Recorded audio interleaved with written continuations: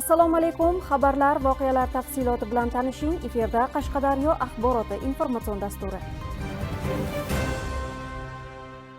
Mamlakatimizda prezidentimiz tashabbusi bilan amalga oshirilayotgan ijtimoiy-iqtisodiy dasturlarning ijrosini nazorat qilish deputatlik faoliyatining muhim yo'nalishi hisoblanadi. Bu borada deputatlar ham joylarda aholi bilan muloqotlar qilib, muammolarni o'rganish va amaliy yechim topishiga alohida e'tibor qaratmoqda. Oliy Majlis Qonunchilik palatasi deputati Shahnoza Xolmuhammadova Qashqadaryo viloyatining Kitob tumani va Shahrisabz shahridagi 38 ta mahallaga biriktirilgan deputat. Bu galgi o'rganishlarni Surum mahallasidagi 31-sonli maktabdan boshladi. Ma'lumot uchun mazkur ta'lim maskani 180 o'ringa mo'ljallangan bo'lib, bir smenada 3 ta yondosh qishloq bolalariga xizmat qiladi. 2025-yilgacha ta'lim maskanida eski sport zaldan foydalanilgan. Deputatlik o'rganishlari natijasida bugungi kunda yangi, zamonaviy, yopiq hamda sun'iy qoplama sport maydoni barpo etilishiga erishildi.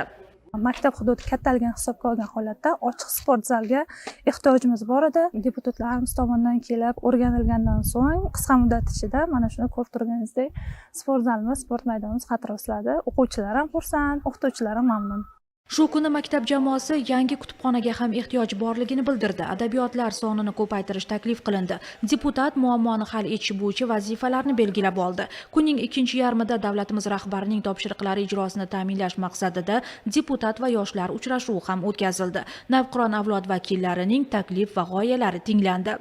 Xursand bo'lganim yosh tadbirkorlarni qo'llab-quvvatlanayotgani, ya'ni oldin 5 milliard so'mgacha kredit olish imkoniyati yaratilgan edi. Davlat rahbarining topshirig'iga asosan bu summalar 10 milliardgacha oshirildi. Denov mahallasida ham o'rganishlar davom etdi. Aholi vakillari bilan xonadonma-xonadon muloqotlar olib borildi. Ishchi guruh bu yerda ham o'rganishlar olib boryapti.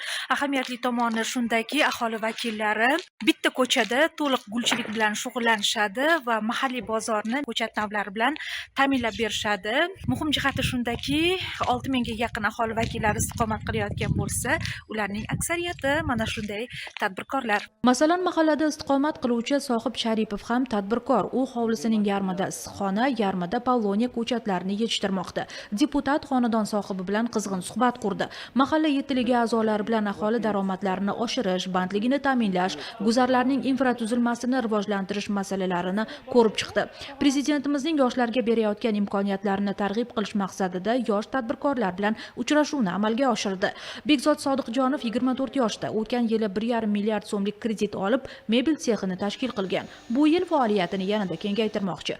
Deputat bilan uchrashuvda 10 milliard so'mlik imtiyozli kredit olish istagini bildirdi.